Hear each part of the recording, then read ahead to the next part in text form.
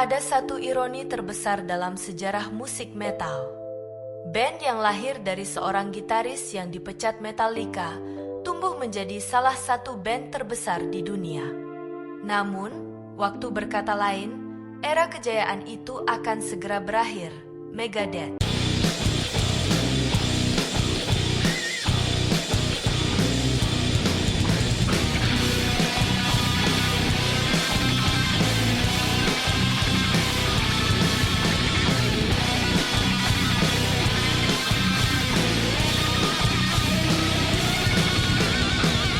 Awalnya, Dave Mustaine adalah bagian dari Metallica yang ikut menulis 6 lagu dari 2 album pertama.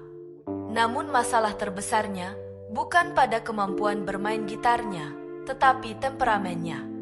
Konflik dengan James Hetfield dan Lars Ulrich terus memburuk semakin parah. April 1983, Metallica mengambil keputusan Dave dipecat, pulang sebagai gitaris yang kehilangan band yang ia bantu bangun.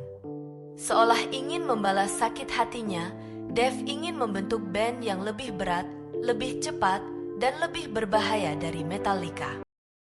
Di Los Angeles, Dave mulai membentuk Megadeth. Bersama David Ellefson, Greg Handevidt, dan Dishon Charruthers, formasi awal terbentuk. Saat Megadeth mulai tampil, pergantian formasi pun mulai terjadi. Kerry King dari Slayer bahkan memainkan 5 pertunjukan pertama Megadeth sebelum akhirnya kembali ke Slayer. Chris Poland dan Gar Samuelson direkrut dan formasi ini mulai memperlihatkan sesuatu yang berbeda. 12 Juni 1985, Megadeth merilis Killing Is My Business and Business Is Good. Album yang menunjukkan bahwa Megadeth telah memiliki identitas. September 1986, Peace Sells But Who's Buying dirilis. Album ini menjadi titik penting, Megadeth mulai mendapatkan perhatian internasional. 1990, sesuatu yang istimewa terjadi, Marty Friedman dan Nick Menza resmi bergabung. Marty Friedman adalah seorang gitaris dengan teknik picking yang unik dan penggunaan tangga nada eksotis. Sementara Nick Menza adalah seorang drummer yang mampu memadukan ketukan thrash metal dengan teknik tinggi, presisi tajam, serta sentuhan groove dan swing ala jazz fusion. Bersama Dave Mustaine dan David Ellefson, salah satu formasi paling ikonik dalam sejarah thrash metal pun lahir. 1990, album Rust in Peace dirilis.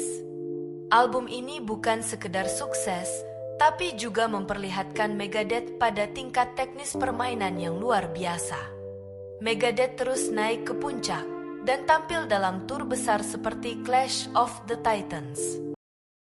1992, Countdown to Extinction dirilis dengan hasil yang mengejutkan. Album ini mencapai posisi nomor 2 Billboard 200, menghantarkan Megadeth menjadi raksasa dalam dunia metal. Megadeth melanjutkan kesuksesan dengan merilis Euthanasia pada 1994 dan Cryptic Writings pada 1997. Namun, tak lama kemudian, badai segera menghampiri Megadeth.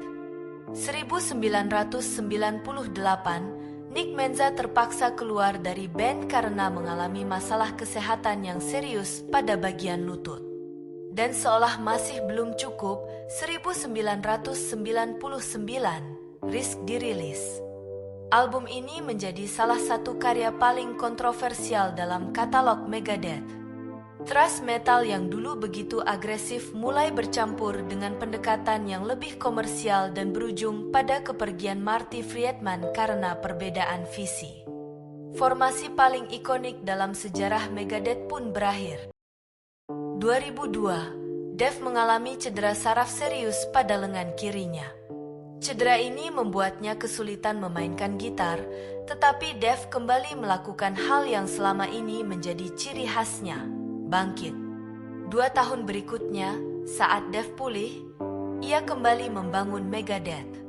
Bersama Chris Poland, Vinnie Colaiuta, Jimmy Lee Slowes, Dave merekam dan merilis The System Has Failed. 2010, momen paling simbolis dalam sejarah metal pun tiba, The Big Four. Metallica, Slayer, Megadeth, dan Anthrax, 4 nama terbesar thrash metal, tampil bersama dalam sebuah rangkaian konser. Bagi Dave, ini bukan sekadar konser, tapi titik temu perdamaian. Megadeth dan Metallica berdiri di panggung yang sama. April 2015, Kiko Loureiro resmi bergabung dengan Megadeth. Kiko bukanlah gitaris biasa, ia menguasai berbagai teknik tingkat tinggi yang sangat bersih serta presisi. Bahkan Dave mengakuinya sebagai salah satu rekan bermusik terbaik yang pernah dimiliki Megadeth.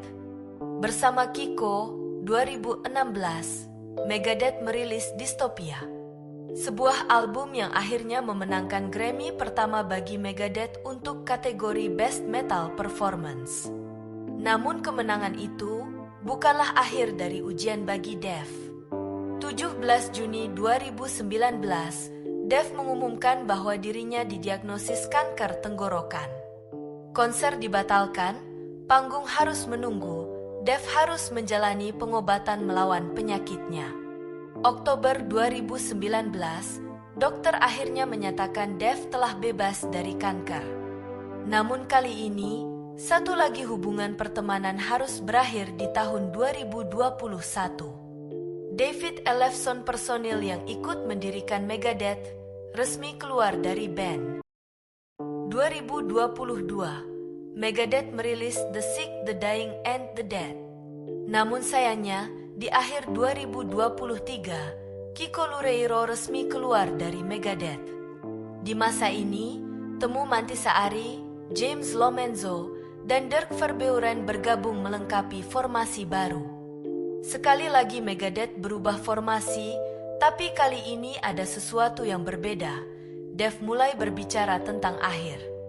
14 Agustus 2025, Dave mengumumkan Megadeth akan membuat album studio terakhir dan ditutup tur perpisahan hingga 2027. 23 Januari 2026, album studio ke-17 bertajuk Megadeth dirilis dan tur perpisahan mulai berjalan.